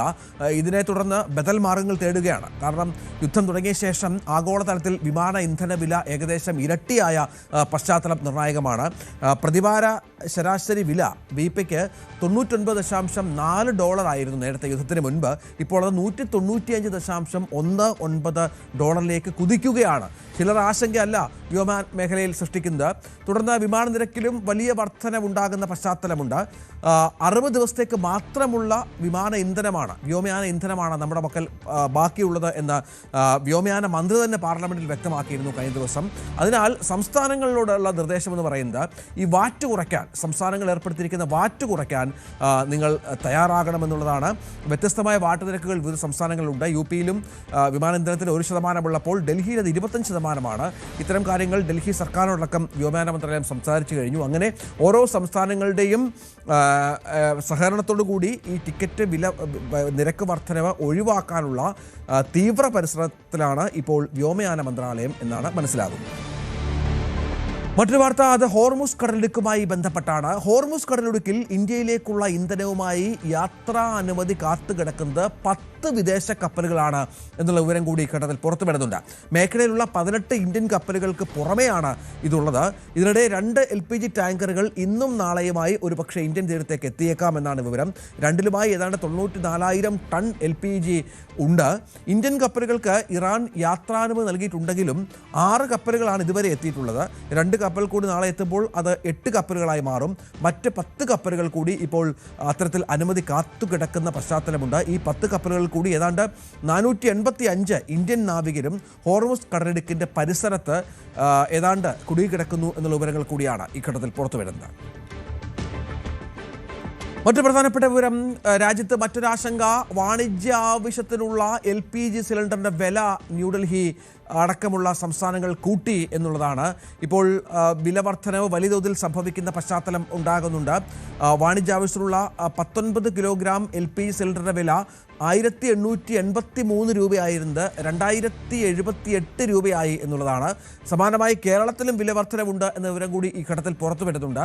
കേരളത്തിലും വലിയ തോതിൽ 195.50 രൂപയുടെ വർധനവ് സംഭവിച്ചിരിക്കുന്നു. കൊൽക്കത്തയിൽ അതേസമയം 218 രൂപയാണ് കൂട്ടിയത്.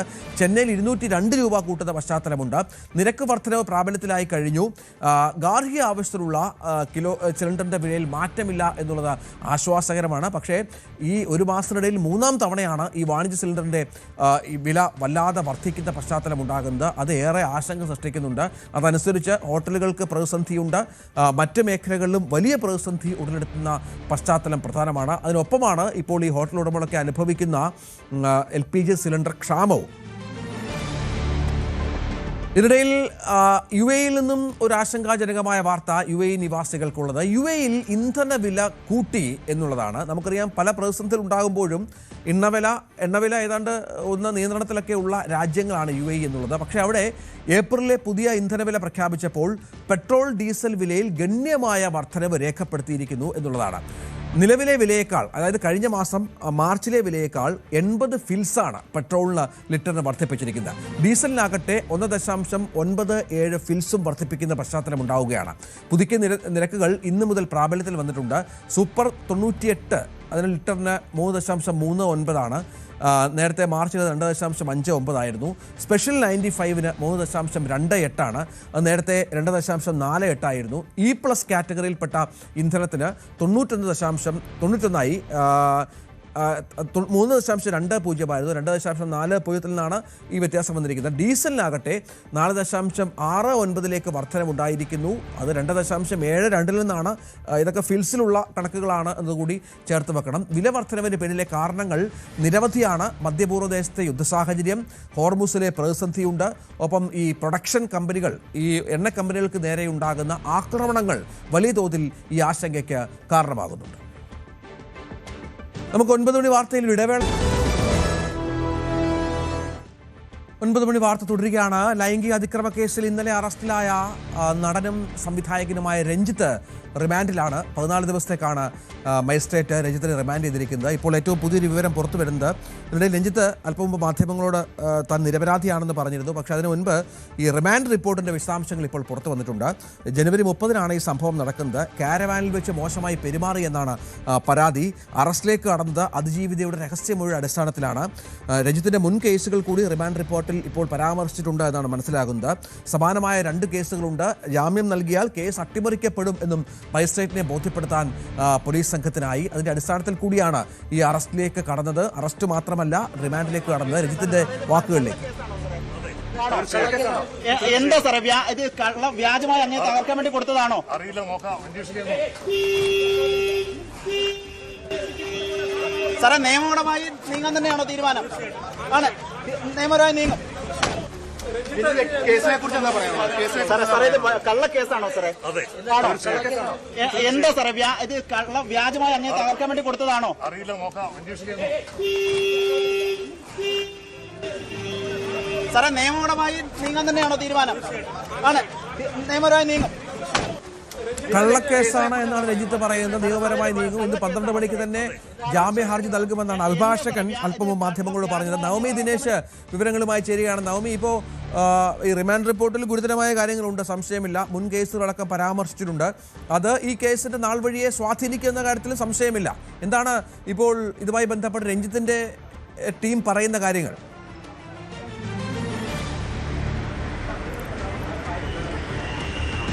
രഞ്ജിത്ത്, എന്തായാലും സംവിധായകൻ രഞ്ജിത്തിനെ എറണാകുളം സബ് ജയിലിലേക്ക് മാറ്റിയിട്ടുണ്ട്. ഈ ജയിലിലേക്ക് മാറ്റുന്നതിന് മുൻപും മജിസ്ട്രേറ്റ് മുന്നിൽ ഹാജരാക്കുന്നതിന് മുൻപുമൊക്കെ മാധ്യമപ്രവർത്തകരോടായി രഞ്ജിത്ത് പറഞ്ഞത് ഇത് എല്ലാ സത്യവും തെളിയും, ഇതൊരു വ്യാജ പരാതിയാണെന്നാണ്. പക്ഷേ നമ്മൾ ഇതിൽ ഈ റിമാൻഡ് റിപ്പോർട്ടിലടക്കം പോലീസ് സൂചിപ്പിക്കുന്നത് ഇതിന്റെ ഒരു ചരിത്രം കൂടിയാണ്. രഞ്ജിത്തിനെതിരെ ആദ്യമായിട്ടുള്ള ഒരു പരാതിയല്ല, ഇത് 2ാമത്തെ പരാതിയാണ്. ആദ്യം ഒരു ബംഗാൾ നടി പരാതി കൊടുക്കുന്നു. അതിൽ എന്ത് നടപടിയാണ് പോലീസ് സ്വീകരിച്ചതെന്ന് നമ്മൾ കണ്ടതാണ്. അതിനുശേഷം ഒരു പ്രകൃതി വിരുദ്ധ പരാതി വരുന്നുണ്ട്. അത് ഒരു ഇതുപോലെ തന്നെ സിനിമയിൽ അഭിനയിക്കാൻ വേണ്ടി എത്തിയ ഒരു യുവാവിനോട് മോശമായി പെരുമാറി ലൈംഗിക അതിക്രമം നടത്തിയെന്നൊരു പരാതിയാണ്. അതിലും പ്രത്യേകിച്ച് യാതൊരുവിധ നടപടിയും രഞ്ജിത്തിനെതിരെ സ്വീകരിച്ചില്ല. അവിടെയൊക്കെ പോലീസിന്റെ ഭാഗത്തു നിന്നും ഉണ്ടായത് രഞ്ജിത്തിനൊരു മുൻകൂർ ജാമ്യം ലഭിക്കുന്നതുവരെ, അല്ലെങ്കിൽ രഞ്ജിത്തിനെ ഒരു പഴുത്, അതായത് രക്ഷപ്പെടാനുള്ള ഒരു സാധ്യത തുറന്നു കൊടുത്തിട്ടായിരുന്നു ഇതിനു മുൻപൊക്കെ പോലീസിന്റെ ഒരു നടപടി ഉണ്ടായത്. പക്ഷേ ഇതിൽ വന്നപ്പോൾ രഞ്ജിത്തിന് കുടുങ്ങിയ ഒരവസ്ഥയിലേക്ക് തന്നെയാണ് പോലീസ് കുടുക്കിയിരിക്കുകയാണ്. വിദഗ്ധമായി വളരെ രഹസ്യമായി തന്നെയാണ് പോലീസ് ഈ ഒരു കേസ് തുടക്കം മുതൽ തന്നെ അന്വേഷിച്ചത്. അതായത് ജനുവരി 30-ാം തീയതിയാണ് ഈ ഒരു സംഭവം ഫോർട്ട് കൊച്ചിയിൽ വെച്ച് നടക്കുന്നത്. രഞ്ജിത്തിന്റെ പുതിയ സിനിമയായ ലോ ആൻഡ് ഓർഡർ എന്ന സിനിമയുടെ ചിത്രീകരണം ഫോർട്ട് കൊച്ചിയിലും കോട്ടയത്തുമായിട്ടൊക്കെ നടക്കുന്നുണ്ട്. അങ്ങനെ ഫോർട്ട് കൊച്ചിയിൽ വെച്ചാണ് ഈ യുവനടിയാണ് സിനിമയിൽ കൂടുതൽ പ്രാധാന്യമുള്ളൊരു കഥാപാത്രം നൽകാമെന്ന് വാഗ്ദാനം ചെയ്തുകൊണ്ട് ക്യാരവാനിലേക്ക് വിളിപ്പിക്കുന്നു. ക്യാരവാനിലേക്ക് വിളിച്ച ശേഷമാണ് വളരെ മോശമായ രീതിയിൽ പെൺകുട്ടിയോട് സംസാരിക്കുന്നു.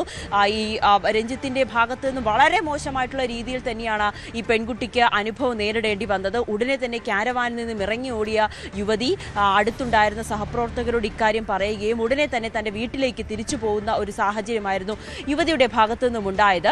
ICCയിൽ പരാതി നൽകി. പക്ഷെ പിന്നീട് ആ പരാതി ഒത്തുതീർപ്പാക്കുന്ന അവസ്ഥയിലേക്ക് പോയി. അതാണ് പോലീസിനെ സമീപിക്കാൻ നടിയെ പ്രേരിപ്പിക്കുകയും ചെയ്തത്. അതിനിടയിൽ 1 മാസത്തോളം യുവതി കൗൺസിലിംഗ് അടക്കം തേടേണ്ടി വന്നു എന്നുകൂടി പോലീസിന് നൽകിയ മൊഴിയിൽ പറയുന്നുണ്ട്. അതായത് കഴിഞ്ഞ മാസമാണ് 28-ാം തീയതിയോട് കൂടി പെൺകുട്ടി പരാതി നൽകുന്നു. 2 ദിവസം മുൻപ് പോലീസ് രഹസ്യമൊഴി രേഖപ്പെടുത്തി. അതായത് ഈ നൽകിയ പരാതിയിൽ കഴമ്പുണ്ടെന്ന് മനസ്സിലായതോടുകൂടിയാണ് പോലീസ് രഞ്ജിത്തിനെ അറസ്റ്റ് ചെയ്യുക എന്നൊരു നീക്കത്തിലേക്ക് കടക്കുന്നത്. അതും അതീവ രഹസ്യമായി. സാധാരണ നമുക്കറിയാം സെൻട്രൽ സ്റ്റേഷനിലെ വനിതാ സെല്ലിലാണ് ഈ പരാതി കൊടുത്തത്. ഈ ഹേമ കമ്മിറ്റി റിപ്പോർട്ട് വന്നതിന് ശേഷമാണ് നമുക്കറിയാം SIT രൂപീകരിച്ചിട്ടുണ്ട്. സിനിമാ മേഖലയിലെ സ്ത്രീകൾ നേരിടുന്ന പ്രശ്നങ്ങൾ, അവർക്ക് നേരെ ഉണ്ടാകുന്ന ലൈംഗിക അതിക്രമങ്ങൾ, ഇതെല്ലാം പരാതിയായി നൽകുന്നതിന് വേണ്ടി ഒരു പ്രത്യേക അന്വേഷണ സംഘത്തെ രൂപീകരിച്ചിട്ടുണ്ട്. അതിന്റെ പ്രധാനമായി നേതൃത്വം നൽകുന്നത് അശ്വതി ജിജിയാണ്. കൃത്യമായി തന്നെ ഈ നടി അശ്വതി ജിജി ആദ്യം ഇത് പോലീസ് മുഖ്യമന്ത്രിക്ക് പരാതി നൽകുന്നുണ്ട്. പിന്നീടാണ് ഈ പരാതി വനിതാ SITയിലേക്ക് കൈമാറുന്നതും SIT യുവതിയെ വിളിച്ച് മൊഴി രേഖപ്പെടുത്തി. അതിനുശേഷം മജിസ്ട്രേറ്റ് മുന്നിൽ എത്തിച്ച് രഹസ്യമൊഴി രേഖപ്പെടുത്തി. ഇതിനൊടുവിലാണ് രഞ്ജിത്തിനെ അറസ്റ്റ് ചെയ്യുക എന്നൊരു നീക്കത്തിലേക്ക് പോലീസും കടക്കുന്നത്. കൃത്യമായ നീക്കങ്ങൾ ഉണ്ടാകുമല്ലോ നവമി. കാരണം ഇതിപ്പോ അപ്രതീക്ഷിതമാണ്. നേരത്തെ നവമി പറഞ്ഞ പോലെ അറസ്റ്റ് രക്ഷപ്പെടാനൊക്കെ ശ്രമിക്കുകയായിരുന്നു എന്നാണ് മനസ്സിലാക്കേണ്ടത്. അദ്ദേഹത്തിന് നേരത്തെ ധാരണ ഉണ്ടായിരുന്നു ഈ കേസ് അല്പം ഗൗരവതരമാണ്. അപ്പോൾ എറണാകുളത്തും തൊടുപുഴയിലേക്ക് പോകുന്ന വഴിയൊക്കെയാണ് അറസ്റ്റ് സംഭവിക്കുന്നത്.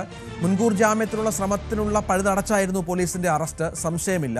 മറ്റൊന്ന്, ഇനിയും അഭിഭാഷകന്റെ നീക്കം എന്താണ് എന്നുള്ളതാണ്. നിരപരാധിയാണ് എന്ന് പറയുന്നുണ്ട്. ഇതിന് മുൻപുള്ള 2 കേസുകളിലും രഞ്ജിത്ത് സമാനമായി തന്നെ വാദിച്ച് കോടതിയിൽ ജയിച്ച ഒരാൾ കൂടിയാണ്. പക്ഷേ ഇതിന് കുറച്ചുകൂടി ഗൗരവ സ്വഭാവമുണ്ട്. ഈ നടിയുടെ രഹസ്യമൊഴിയുണ്ട്. പോലീസിനെ അറസ്റ്റ് ചെയ്ത് കുറച്ച് ദിവസമെങ്കിലും ജയിലിലാക്കാനുള്ള സാഹചര്യം ഒരുക്കാനായി എന്നുള്ളതുണ്ട്. അപ്പോൾ നിയമവഴിയിൽ തന്നെയാണ് രഞ്ജിത്ത് ഇനി മുന്നോട്ട് പോവുക എന്നത് വ്യക്തമായി കഴിഞ്ഞല്ലോ. തീർച്ചയായും രഞ്ജിത്ത്, ഈ ആദ്യത്തെ 2 കേസുകളിലും ഏറ്റവും പ്രധാനപ്പെട്ടത് അതിൻ്റെ ഒരു കാലാവധിയായിരുന്നു. അതായത് ഇതിൻ്റെ ഒരു ഇടവേള. അതായത് ഇത് സംഭവം നടന്ന ആദ്യത്തെ ബംഗാൾ നടിയുടെ പരാതിയിലായിക്കോട്ടെ, അതൊരു സിനിമയുടെ ചിത്രീകരണം, അത് വർഷങ്ങൾക്ക് മുൻപ് നടന്നതാണ്. ഈ യുവാവിന് നേരെ ഉള്ള ലൈംഗിക അതിക്രമത്തിലൊക്കെ വലിയ ഇടവേള വന്നിരുന്നു. ഈ പരാതി നൽകുന്നതിലും ഈ കേസ് എടുക്കുന്നതുമൊക്കെ ആയിട്ട് വലിയ ഗ്യാപ്പ് ഉണ്ടായിരുന്നു. അത് തന്നെയാണ് രഞ്ജിത്തിനെ സംബന്ധിച്ച് വലിയ പഴുതായി പുറത്തു വരാനുള്ളൊരു സാഹചര്യം ഒരുക്കിയത്. കൃത്യമായിട്ടുള്ള തെളിവുകൾ ശേഖരിക്കാനും പറ്റിയില്ല. പക്ഷേ ഇതങ്ങനെ വളരെ അടുത്ത് നടന്ന സംഭവമാണ്. 2 മാസത്തിനുള്ളിൽ തന്നെയാണ് ഈ സംഭവങ്ങളെല്ലാം നടക്കുന്നത്. പോലീസ് കൃത്യമായി തെളിവുകൾ ശേഖരിച്ചു എന്ന് തന്നെയാണ് പറയുന്നത്. ഇന്നലെ രാവിലെ മുതൽ തന്നെ പോലീസിന്റെ വലയത്തിൽ തന്നെയായിരുന്നു രഞ്ജിത്ത്. തനിക്കെതിരെ കേസെടുത്തിട്ടുണ്ട്, തന്നെ അറസ്റ്റ് ചെയ്യാനുള്ളൊരു നീക്കമാണ് പോലീസിന്റെ ഭാഗത്തു നിന്നും ഉണ്ടായതെന്ന് അറിഞ്ഞ രഞ്ജിത്ത് രക്ഷപ്പെടാൻ ശ്രമിക്കുന്നതിനിടയിലാണ് തൊടുപുഴയിൽ നിന്നും ഉന്നത പോലീസ് ഉദ്യോഗസ്ഥരുടെ നിർദ്ദേശത്തെ തുടർന്ന് തന്നെയാണ് രഞ്ജിത്തിനെ വളരെ പെട്ടെന്ന് തന്നെ അറസ്റ്റ് ചെയ്യുന്നത്. അതിനുശേഷം ഇന്നും രാവിലെ മുതൽ നാടകീയമായ സംഭവങ്ങളായിരുന്നു രഞ്ജിത്ത് നടന്നുകൊണ്ടിരുന്നത്. ഈ തൊടുപുഴയിൽ നിന്ന് കൊച്ചിയിലേക്ക് എത്തിക്കുന്നു. അതിനിടയിൽ വൈദ്യപരിശോധനയ്ക്കായി ജനറൽ ആശുപത്രിയിലേക്ക് കൊണ്ടുപോകുന്നു. ഇന്നലെ രാത്രി തന്നെ മജിസ്ട്രേറ്റ് മുന്നിൽ ഹാജരാക്കാനായിരുന്നു തീരുമാനം. അങ്ങനെ ഇന്ന് രാവിലെ ഇവിടേക്ക് കൊണ്ടുവരുന്നതിനിടയിൽ, അതായത് മജിസ്ട്രേറ്റ് മുന്നിൽ കൊണ്ടുവരുന്നതിനിടയിലുള്ള വൈദ്യപരിശോധനയ്ക്ക് എത്തുന്ന സമയത്താണ് രഞ്ജിത്തിന് ദേഹാസ്വാസ്ഥ്യം അനുഭവപ്പെടുകയും രക്തസമ്മർദ്ദം കൂടുകയും ചെയ്തത്. ഉടനെ തന്നെ ആശുപത്രിയിൽ പ്രവേശിപ്പിക്കുന്നു. അവിടെ വെച്ച് രഞ്ജിത്തിന് തന്നെ 2 സഹപ്രവർത്തകർ ആശുപത്രിയിൽ എത്തുകയും രഞ്ജിത്തിന് വേണ്ട സഹായങ്ങളെല്ലാം ചെയ്തു കൊടുക്കുകയും ചെയ്തു. അതിനുശേഷം ഇന്ന് രാവിലെ 7 മണിയോടുകൂടി, കൃത്യം 7 മണിയോടുകൂടി തന്നെ പോലീസ് രഞ്ജിത്തിനെ ആശുപത്രിയിൽ നിന്നും മജിസ്ട്രേറ്റിന് മുന്നിൽ ഹാജരാക്കാൻ കൊണ്ടുപോകുന്നു. ആദ്യം പറഞ്ഞത് വനിതാ പോലീസ് സ്റ്റേഷനിലേക്ക് കൊണ്ടുപോകുമെന്നാണ്. അതനുസരിച്ച് മാധ്യമപ്രവർത്തകർ അവിടെ എത്തുന്നു. പക്ഷേ വനിതാ പോലീസ് സ്റ്റേഷനിലേക്ക് എത്തുന്നില്ല. അതിന് തൊട്ട് മുൻപ് തന്നെ, അതായത് പോലീസ് സ്റ്റേഷനിലേക്ക് എത്തിച്ച ഉടനെ തന്നെ വാഹനം എടുത്തുകൊണ്ട് മജിസ്ട്രേറ്റിന്റെ വീട്ടിലേക്ക് പോകുന്നു. മജിസ്ട്രേറ്റ് അതിന്റെ ദൃശ്യങ്ങളടക്കം നമുക്ക് ലഭ്യമാകുന്നുണ്ട്. അതായത് മജിസ്ട്രേറ്റ് പുറത്തു വന്നുകൊണ്ട് തന്നെ ഇതിൽ റിമാൻഡിലേക്ക് എഴുതുന്ന ഒരു സാഹചര്യത്തിലേക്ക് കൊണ്ടുപോകുന്നു. അവിടെ വെച്ചും രഞ്ജിത്ത് പറയുന്നത് താൻ നിരപരാധിയാണെന്നാണ്. ഉടനെ തന്നെ അവിടെ അവിടെ നിന്ന് ജയിലിലേക്ക് കൊണ്ടുവരുന്നതിനിടയിൽ വീണ്ടും രഞ്ജിത്തിന് ശാരീരിക അസ്വസ്ഥത ഉണ്ടാകുന്നു. വീണ്ടും ജനറൽ ആശുപത്രിയിലേക്ക് കൊണ്ടുപോകുന്നു. അവിടെ പക്ഷേ മിനിറ്റുകൾക്കുള്ളിൽ തന്നെ, അല്ലെങ്കിൽ വളരെ ദൈർഘ്യം നീളുന്നില്ല, ചെറിയ ഒരു ചികിത്സ നൽകിയത് ഉടൻ തന്നെ ഈ ജില്ലാ ജയിലിലേക്ക്, സബ് ജയിലിലേക്ക് രഞ്ജിത്തിനെ മാറ്റുന്ന ഒരു സാഹചര്യമായിരുന്നു. അങ്ങനെ ഇന്ന് പങ്കുവെക്കുന്നത് 14 ദിവസത്തെ റിമാൻഡാണ്. ഇന്ന് 12 മണിയോടുകൂടി രഞ്ജിത്തിന്റെ അഭിഭാഷകൻ കോടതിയെ സമീപിക്കും. മുൻകൂർ ജാമ്യാപേക്ഷ നൽകും. പക്ഷേ പ്രോസിക്യൂഷന്റെ വാദം ശക്തമാണ്. ഇതിനു മുൻപുള്ള 2 കേസുകളുടെ ഒരു പ്രസിഡന്റ് കൂടി ഇതുമായി ബന്ധപ്പെട്ടുണ്ട്. അത് കോടതി എങ്ങനെ കരുതും, കണക്കാക്കും എന്നത് കാത്തിരുന്ന് കാണണം. മുഖ്യമന്ത്രിയുടെ തെരഞ്ഞെടുപ്പ് പ്രചരണം ഇന്ന് ആലപ്പുഴയിൽ രാവിലെ 10 മണിക്ക്. അല്പസമയത്തിനകം അദ്ദേഹം ഹരിപ്പാട്ട് മാധ്യമങ്ങളെ കാണുമെന്നാണ് മനസ്സിലാക്കേണ്ടത്. നമുക്കറിയാം, കഴിഞ്ഞ ദിവസങ്ങളിലൊക്കെ മാധ്യമ സമ്മേളനം നടത്തിയപ്പോൾ നിരവധി വിവാദങ്ങൾ സംഭവിച്ചിരുന്നു. ഇന്നലെ വിശദീകരണമൊക്കെ അദ്ദേഹം നൽകിയിരുന്നു. ഇന്ന് ആലപ്പുഴയിലാണ്. നമുക്കറിയാം, ജി സുധാകരൻ ആലപ്പുഴയുടെ തട്ടകത്തിൽ CPM-ന് വെല്ലുവിളി ഉയർത്തുന്ന പശ്ചാത്തലത്തിൽ കൂടിയാണ് അദ്ദേഹത്തിൻ്റെ വാർത്താ സമ്മേളനം ഉണ്ടാകുക. വളരെ കൃത്യമായി തന്നെ മറുപടി പിണറായി വിജയന്റെ ഭാഗത്തുണ്ടാകുമെന്ന് വേണം പ്രതീക്ഷിക്കാൻ. കായംകുളത്തും അമ്പലപ്പുഴയിലും കുട്ടനാട്ടിലും അരൂരിലും പൊതുയോഗങ്ങളിൽ മുഖ്യമന്ത്രി സംസാരിക്കും. പ്രത്യേകിച്ചും അമ്പലപ്പുഴയിലെ അദ്ദേഹത്തിൻ്റെ പ്രസംഗം കേൾക്കാനായി കാത്തിരിക്കുകയാണ്. സുധാകരനെതിരായ പരാമർശങ്ങൾ ഉണ്ടാകുമോ എന്നത് നമുക്ക് കാത്തിരുന്ന് കാണണം. അസമിലും പശ്ചിമ ബംഗാളിലും തെരഞ്ഞെടുപ്പ് പ്രഖ്യാപിച്ചതോടെ കേരളത്തിൽ നിന്നുള്ള അതിഥി തൊഴിലാളികൾ മടങ്ങുകയാണ്. SIR ആശങ്ക കൂടി നിലനിൽക്കുന്നതിനിടയിലാണ് ഭൂരിഭാഗം പേരും വോട്ട് രേഖപ്പെടുത്താൻ ഒരുങ്ങുന്നത്. ഇതോടെ നിർമ്മാണ മേഖലയിലടക്കം വലിയ പ്രതിസന്ധി ഉണ്ടായിട്ടുണ്ട്. കേരളത്തിലെ തെരഞ്ഞെടുപ്പ് ചൂട് മാത്രമല്ല, പശ്ചിമ ബംഗാളിലെയും അസമിലെയും തെരഞ്ഞെടുപ്പ് കാര്യമായി തന്നെ കേരളത്തെയും ബാധിച്ചു. എങ്ങനെയെന്നല്ലേ, കേരളത്തിലേക്ക് എത്തുന്ന ഇതര സംസ്ഥാന തൊഴിലാളികളിൽ ഭൂരിഭാഗം പേരും അസമിലും പശ്ചിമ ബംഗാളിലുമുള്ളവരാണ്. ഇലക്ഷനോടനുബന്ധിച്ച് ഇവരെല്ലാം വോട്ട് ചെയ്യാനായി സ്വന്തം നാട്ടിലേക്ക് പോയി. പണി കിട്ടിയതോ നമ്മൾ മലയാളികൾക്ക്. നമ്മുടെ നിർമ്മാണ പ്രവർത്തികളെല്ലാം പാതി വഴിയിൽ മുടങ്ങിയിരിക്കുകയാണ്. ഈ പ്ലൈവുഡ് ഫാക്ടറി അടക്കം അടച്ചിടുന്ന ഒരു അവസ്ഥയിലേക്ക് കൂടിയാണ് ഇവർ സ്വന്തം നാട്ടിലേക്ക് പോയപ്പോൾ സംഭവിച്ചിരിക്കുന്നത്. ഏകദേശം തെരഞ്ഞെടുപ്പ് കഴിഞ്ഞ്, അവരുടെ പെരുന്നാളും കഴിഞ്ഞ്, അവരുടെ ഉത്സവങ്ങളും കഴിഞ്ഞ് ഏകദേശം 1.5 മാസം കഴിഞ്ഞ് ഇവർ തിരിച്ച് നാട്ടിലേക്ക് എത്തൂ എന്നാണ് ഇവിടെയുള്ള മുതലാളിമാർ പറയുന്നത്. അത് ചെറിയ രീതിയിലല്ലാതെ തന്നെ ഈ മേഖലയെ വലിയതായിട്ട് പ്രതിസന്ധി ബാധിച്ചിരിക്കുകയാണ്. इलेक्शन के लिए हम लोग गांव जा रहा है. हमारा असम बंगाल का आदमी सभी लोग जा रहा है इलेक्शन के लिए, नहीं तो हम लोग को मुश्किल है, इसीलिए जाना पड़ा. हम लोग 1-2 सप्ताह के लिए इलेक्शन खत्म होगा फिर वापस आएंगे. हम लोग घर में जाता है, गांव जाएगा, वोट में देगा, फिर आएगा. ओके, कितने दिन के लिए? 2 हफ्ता के लिए. हाँ, मैं उड़ीसा का आदमी है, आसाम में रहता है. मेरा जो भाई बहन रहता है केरला में, वो लोग को सब अच्छा है, वो इलेक्शन में जाना चाहिए. യുദ്ധം സാരമായി തന്നെ ഈ പ്ലൈവുഡ് ഫാക്ടറികളെ ബാധിച്ചിട്ടുണ്ട്. പ്രത്യേകിച്ച് പുറത്തുനിന്നും വിദേശ രാജ്യങ്ങളിൽ നിന്നും സാധനം എത്തുന്നതിൽ വലിയ താമസമുണ്ടായി. അതോടൊപ്പം തന്നെ ഈ ഗ്യാസിന്റെ പ്രതിസന്ധി, അതിനു പുറമെയാണ് ഈ തിരഞ്ഞെടുപ്പിനെ തുടർന്ന് ഇവർ നാട്ടിലേക്ക് പോകുമ്പോൾ ഈ കടകൾ, പ്ലൈവുഡ് ഫാക്ടറി അടക്കം 1 മാസം 1.5 മാസത്തോളം അടച്ചിടുന്ന അവസ്ഥയിൽ വലിയ പ്രതിസന്ധി ഉണ്ടെന്ന് തന്നെയാണ് ഈ പ്ലൈവുഡ് ഫാക്ടറി ഉടമസ്ഥരും വ്യക്തമാക്കുന്നത്. എന്റെ ഈ സ്ഥാപനത്തിൽ ഇന്ന് വർക്കില്ല, കാരണം തൊഴിലാളികളില്ല.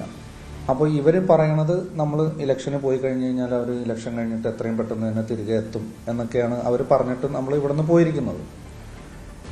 ആസാമിലെ വലിയൊരു ആഘോഷമാണ് ബിഹു. അവരത് കഴിയാതെ വരില്ല.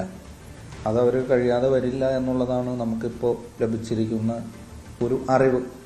ഇലക്ഷനായിട്ട് എല്ലാവരും പോവാണ്. ലാസ്റ്റ് അടുത്ത ഞായറാഴ്ചയോടുകൂടി എല്ലാവരും പോകും. എന്റെ കമ്പനി പാലക്കാട് ചെർപ്പുളശ്ശേരിയാണ്. എന്റെ കമ്പനിയിൽ നിന്ന് എല്ലാവരും പോയി. ഇപ്പൊ ആസാമും പോവും. ബംഗാള് ഇലക്ഷൻ അടുത്ത ഈ മാസം അവസാനമാണ്. അതോടുകൂടി എല്ലാവരും പോവുകയാണ്. നാട്ടില് പ്ലൈവുഡ് മേഖല ഏകദേശം സ്തംഭനാവസ്ഥയാണ്. പിന്നെ കെട്ടിട നിർമ്മാണം, അങ്ങനെയുള്ള പല മേഖലകളും പ്രശ്നത്തിലാണ്. എല്ലാം ഇതാണ്. SIR-ന്റെ ആശങ്ക കൂടി നിലനിൽക്കുന്നത് കൊണ്ട് തന്നെയാണ് അസമിലെയും പശ്ചിമ ബംഗാളിലെയും തിരഞ്ഞെടുപ്പിന് ഇവർ നിർബന്ധപൂർവ്വം പോകുന്നതും. ക്യാമറാമാൻ KP ദിനേശിനോടൊപ്പം നവമി ദിനേശ്, ന്യൂസ് 18 കൊച്ചി. പാകിസ്ഥാൻ സൂപ്പർ ലീഗിലെ പന്തു ചുരണ്ടൽ വിവാദത്തിന് പാകിസ്ഥാൻ താരം ഫക്കർ സൽമാനെതിരെ നടപടിയെടുത്ത് പാകിസ്ഥാൻ ക്രിക്കറ്റ് ബോർഡ്. താരത്തിന് PSL 2 മത്സരങ്ങളിൽ വിലക്കേർപ്പെടുത്തിയിരിക്കുകയാണ്. ടൂർണമെന്റിന്റെ പെരുമാറ്റച്ചട്ടപ്രകാരം ലെവൽ 3 കുറ്റമാണ് താരത്തിനെതിരെ ചുമത്തിയത്. മാർച്ച് 29 ലാഹോറിലെ ഗദാഫി സ്റ്റേഡിയത്തിൽ നടന്ന ലാഹോർ ലന്തേഴ്സും കറാച്ചി കിങ്സും തമ്മിലുള്ള മത്സരത്തിനിടെയാണ് സംഭവം.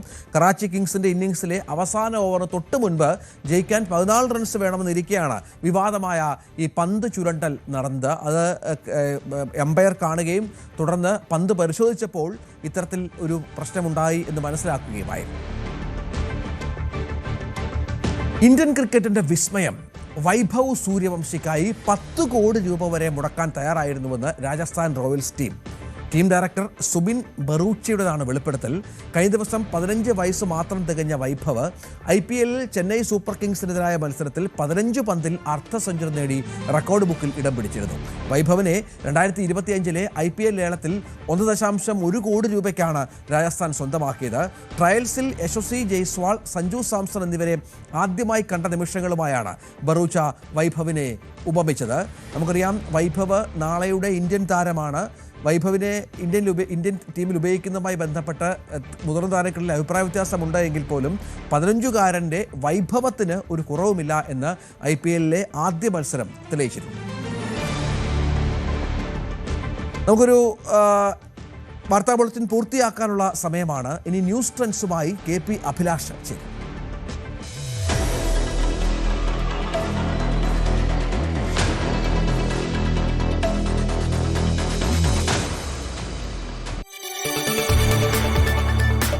കൂടുതൽ വാർത്തകൾക്ക് News 18 Keralam YouTube channel subscribe ചെയ്യുക.